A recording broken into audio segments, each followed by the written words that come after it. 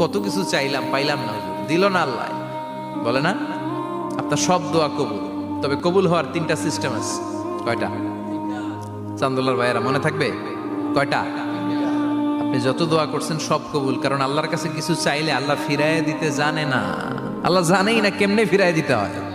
সুবহানাল্লাহ কোন?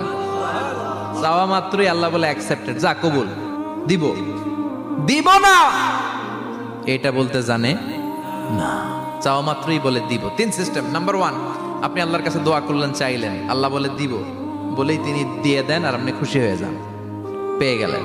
নাম্বার 2, আপনি আল্লাহর কাছে দোয়া করলেন, চাইলেন, তখনও আল্লাহ বলে দিব, তবে এখন না, সবুর, একটু পরে দিব। কখন দিলে আমার জন্য ভালো, আমার চেয়েও ভালো জানে কে, পরে দিবে। নাম্বার 3, চাইলেন, দোয়া করলেন, আল্লাহ তখনও বলে দেব, তবে এখনো না, পরেও না, কিয়ামতের দিন যেদিন বিপদে পড়বে ওই দিন দেব।